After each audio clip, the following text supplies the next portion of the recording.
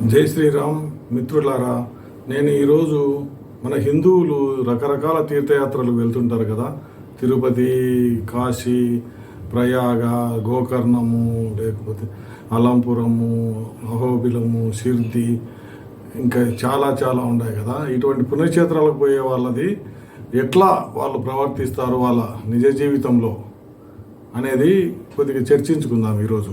నేను ముఖ్యంగా చెప్పేది ఏంటంటే, మిగతా పుణ్యక్షేత్రాలలో అంత పెద్దగా రద్దీ ఉండదు, కానీ ఇప్పుడు ఏంటంటే ఈ షిర్ది మరియు ఇది తిరుపతిలో ఈ మధ్య మరీ ఎక్కువైపోయింది. జనాలు విపరీతంగా, అంతకుముందు 50,000 ప్రతిరోజు అంటే అదే చాలా పెద్దగా రికార్డ్ అనుకున్నాం. తర్వాత అది 60,000 అయింది. ఇప్పుడు 70,000 కూడా దాటిపోయింది.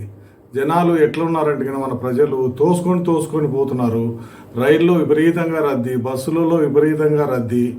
వీళ్ళందరి వలన ఇతరులకు ఏ విధంగా ఇబ్బంది అవుతుంది అనేది ఈరోజు చర్చించుకుందాం. సొంత వాహనంలో కానీ, రైల్లో కానీ, బస్సులో కానీ ప్రయాణం చేసిన తర్వాత అక్కడ తిరుపతిలో కింద చేరుకుంటారు. కింద తిరుపతి నుంచి పైకి మళ్ళీ తిరుమలకు అక్కడ ఒక రష్ అనమాట. చాలా క్యూ ఉంటుంది బస్సులలో. చాలా క్యూ అయిన తర్వాత అక్కడ తిరుమలకు చేరుకుంటారు. తిరుమలకు చేరుకున్న తర్వాత అంత ఉచితంగా సులభంగా అయ్యే దర్శనం కాదు వెంకటేశ్వర స్వామిది.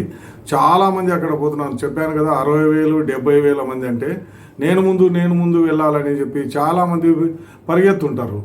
అట్లా పరిగెత్తేటప్పుడు ఏమవుతుందంటే వీళ్ళు భక్తి అనేది ఎక్కడో అక్కడ వెళ్ళిపోయింది. భక్తి ప్రశాంతత అనేది మరుగున పడిపోయింది. కానీ వీళ్ళు ఏంటంటే తొందరగా స్వామివారి విగ్రహ దర్శనం చేసుకోవాలని చెప్పి చాలామంది పరిగెత్తుంటారు. మళ్ళీ అట్లా పరిగెత్తు పోవడం వల్ల భక్తి అనేది తగ్గిపోతుంది. మీరు ఆలోచన చేయండి, ఎంత అవస్థ పడుతుంటారో. ఆ అవస్థలో ఎవరికైనా భక్తి అనేది జ్ఞాపకం వస్తుందా? మనం అంతా కూడా చూస్తూనే ఉన్నాం వీళ్ళు ఎట్లా పరిగెత్తున్నారని. అది చిన్నపిల్లలు ఇన్ని గంటలు స్వామివారి దర్శనాని కోసం వేచి ఉండగలరా? లోపల ఎన్నో అసౌకర్యాలు ఉంటాయి. ఇది చూడండి, అక్కడ పంజరంలాగా ఉన్న, బోనులాగా ఉన్న దారిలో నుంచి అందరూ వెళ్తున్నారు. మళ్ళీ ఆ దారిలో ముందు ఏ విధంగా ఉందంటే చాలా పోట్లాడుకుంటారు, నేను ముందు అని. ఇట్లా ఉంటుంది అన్నమాట. అట్లా ఉన్నప్పుడు ఇంకా భక్తి ఎక్కడ ఉంటుంది, ప్రశాంతత ఎక్కడ ఉంటుంది, ఇంకా ధర్మం ఎక్కడ ఉంటుంది? నేను ముందు అంటారు. ఒక్కొక్క కంపార్ట్మెంట్ వాళ్ళు వదిలిపెట్టినప్పుడు ఎట్లా పరిగెత్తారంటే, అది ఏదో సినిమా కోసమో లేకుంటే ఇంకా ఏదో ఉచిత భోజనాల కోసమో దొరకవు, ఇంకా రైలు వెళ్ళిపోతుంది అనేటట్లు చాలా పరిగెత్తుంటారు అనమాట. చాలామంది చెప్పారనమాట, మేము లోపలికి క్యూలో పోయిన తర్వాత, లేకుంటే టికెట్ తీసుకున్న తర్వాత 10 గంటలు అయింది, స్వామివారి దర్శనానికి 20 గంటలు అయిందని. మరి అన్ని గంటలు వేచి చూసి మనం అంత దారిలో ఉండి ఇక్కడ నడుచుకుంటూ కిలోమీటర్ల దూరం ఆ క్యూలో పోయి స్వామివారి దర్శనము చేసుకుంటుంటే ఎట్లా ఉంటుందో మీరు ఆలోచన చేయండి. చిన్నపిల్లలు చాలా విసుగుపడతారు. మీరు ఇప్పుడు చూస్తున్నారు కదా, ఈ తిరుమలలో రాత్రి అయిపోయింది. భక్తులంతా కూడా క్యూ లైన్ దాటేసి పరిగెత్తుకొని వెళ్తున్నారు. ఇది ఇక్కడే కాదు, చాలా చోట్ల ఏం జరుగుతుందంటే, ఒక కంపార్ట్మెంట్లో ఉన్న భక్తులు ముందు కంపార్ట్మెంట్లోకి నిదానంగా వెళ్లకుండా, అట్లా కాకుండా వాళ్ళు ఏం చేస్తారంటే ఆ కంపార్ట్మెంట్ నుంచి ఆ బ్యారికేడ్స్ను, ఆ కర్రలను దాటుకొని బయటకు వచ్చేసి, ఇంతకుముందు వాళ్ళ ముందున్న 1-2 కంపార్ట్మెంట్లను దాటి ముందుకు వెళ్తే వాళ్ళకు త్వరగా దర్శనం అయిపోయి త్వరగా ఇంటికి వెళ్ళిపోదామని వాళ్ళు ఆలోచన చేసి ఇట్లా పరిగెత్తున్నారు. చూడండి, చాలామంది అంతే అన్నమాట. ఇక్కడ నిజంగా మీరు చెప్పండి, ఎవరికైనా భక్తి ఉందా? వాళ్ళు చేసేది ఏమైనా తప్పని వాళ్ళకి తెలుస్తుందా? మీరు చాలా చోట్ల చూడండి, ప్రతిరోజు కూడా ఈ తిరుమలలో ఇదే జరుగుతుంటుంది అనమాట.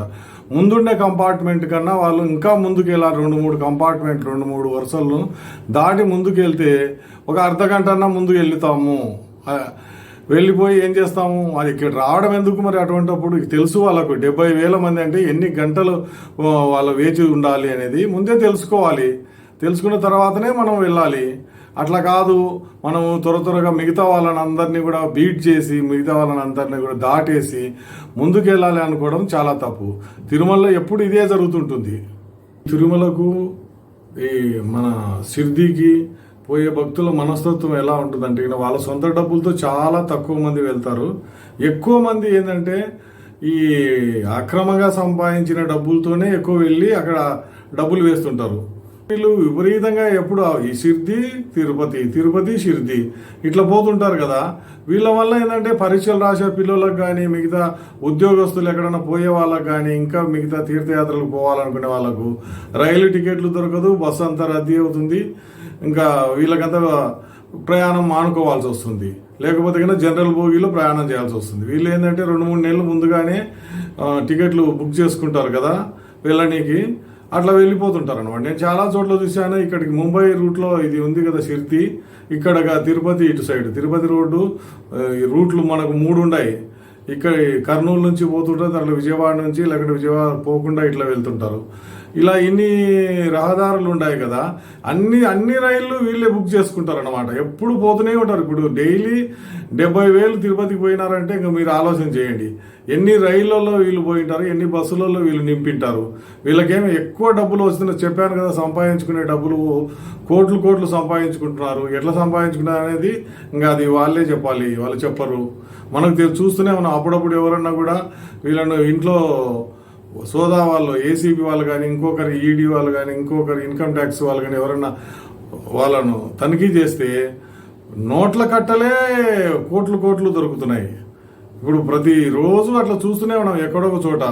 అంటే వాళ్ళు డబ్బులు ఈ విధంగా విచ్చలవిడిగా సంపాదిస్తున్నారు కాబట్టి తిరుపతి పోయి హుండీలో 1 లక్ష 2 లక్షలు వేస్తే ఏదో అక్కడ ఉండే దేవుడు మనల్ని క్షమించేసి ఏసీబీలో కానీ ఇన్కమ్ ట్యాక్స్ వాళ్ళు కానీ పట్టుకోకుండా ఉంటారని వీళ్ళు పోతూనే ఉంటారన్నమాట. వీళ్ళ వల్ల ఏంటంటే సాధారణంగా పోయే భక్తులు కానీ, మామూలుగా సాధారణ ప్రయాణికులకు చాలా ఇబ్బంది అవుతుంది. మళ్ళీ వీళ్ళు ఖరీదైన హోటల్లో పోతారు, హోటళ్ళన్నీ నింపేస్తారు. తర్వాత భోజనశాలలో అన్ని చోట్ల కూడా అక్కడ రేట్లు పెరిగిపోతాయి. వీళ్ళు పోవడం వల్ల విపరీతమైన రష్ పెరిగింది కదా. ఎలాగో వీళ్ళు భోజనాలు చేస్తారు, లాడ్జిలో ఉంటారు. అక్కడ మీరు తిరుపతి షిర్డీలో చూడండి ఎట్లా ఉంటాయి రేట్లు, భోజనాల రేట్లు కానీ, లేకపోతే ఇంకా లాడ్జి రేట్లు కానీ, ప్రతి ఒక్కటి కూడా డిమాండ్ పెరిగిపోయినప్పుడు విపరీతంగా ధరలు పెంచేస్తారు వాళ్ళు. మీరు ఆలోచన చేయండి, తిరుపతికి షిర్డీకి మాటికి మీరు పోయి ఇతరులకు ఎంత అన్యాయం చేస్తున్నారు.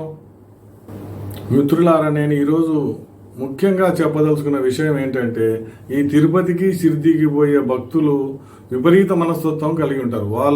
వాళ్ళ చుట్టుపక్కల వారితో ఎవరితో కూడా సఖ్యతగా ఉండరు. చుట్టుపక్కల వారికి సహాయం అనేది చేసేది ఉండదు. అది గుర్తుపెట్టుకుంటే చాలు మీరు. ఎందుకంటే మీరు చూశారు కదా, 2016లో పెద్ద నోట్లను రద్దు చేసినప్పుడు వీళ్ళు ఈ భక్తులు ఈ షిర్డీకి పోయే వాళ్ళు కానీ, తిరుపతికి పోయే వాళ్ళు కానీ ఎవరికైనా ఇవ్వచ్చు కదా. డిసెంబర్ 30 తారీఖు వరకు గడువు ఉన్నది బ్యాంకులో మార్చుకోనికి. వీళ్ళ పేరు మీద మార్చుకుంటే వీళ్ళకేదో వస్తుందని చెప్పేసి వీళ్ళు అట్లనే పెట్టుకొని ఎవరికి ఇవ్వలేదు, బ్యాంకులో జమ చేయలేదు. ఎంతోమంది బీద వాళ్ళు మన చుట్టూ ఉన్నారు.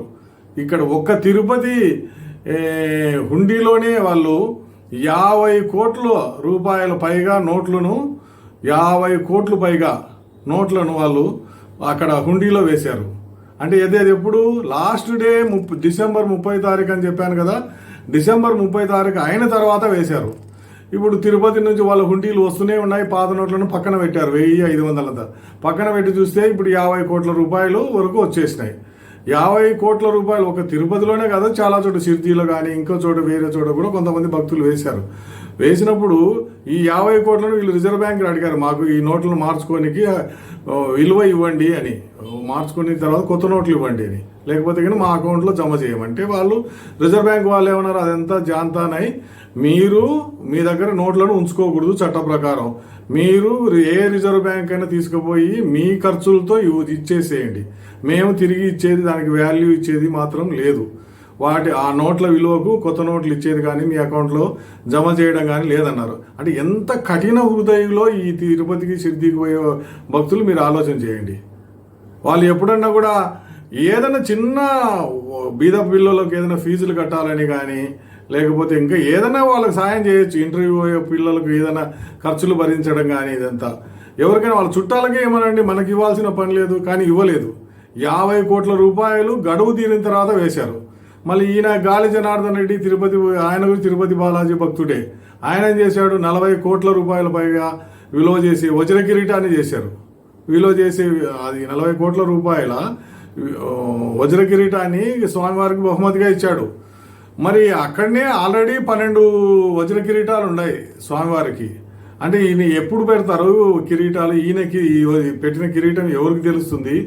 మరి ఎవరికైనా కూడా చాలా మందికి రిజర్వేషన్ లేని పిల్లలు ఉన్నారు కదా, వాళ్ళకి ఏదైనా సాయం చేయొచ్చా? మరి ఈయన ఏం సాయం చేయలేదు. ఏం సాయం చేయకుండా తిరుపతి హుండీలో కాదు, అది కిరీటాన్ని చేసి స్వామివారికి ఇచ్చి నేనేదో శ్రీకృష్ణదేవరాయల కన్నా పెద్దగా బహుమానాన్ని ఇచ్చానని చెప్పుకుంటాడు.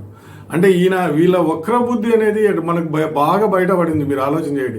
నోట రద్దు గడువు తీరిన తర్వాత పోయి తిరుపతి హుండీలో వేశారు, మిగతా టెంపుల్స్లో కూడా హుండీలో వేశారు. ఈయనేమో వజ్ర కిరీటాన్ని పెద్ద 40 కోట్ల రూపాయలు విలువ చేసే కిరీటాన్ని ఇచ్చాడు.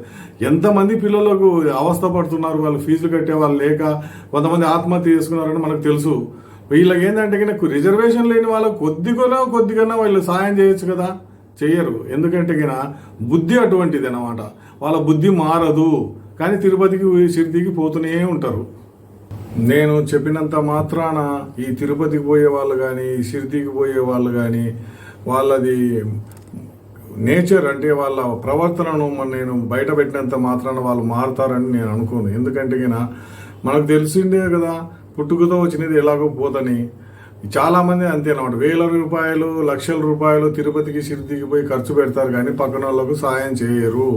నా వీడియో చూసిన తర్వాత మారతారనే నమ్మకం అయితే నాకు లేదు. ఎందుకంటే ఇది చూస్తున్నారు కదా, కొంతమంది వీడియో హెడ్లైన్ చూసిన తర్వాత దాన్ని చూడకూడదు అని వెళ్ళిపోతారు.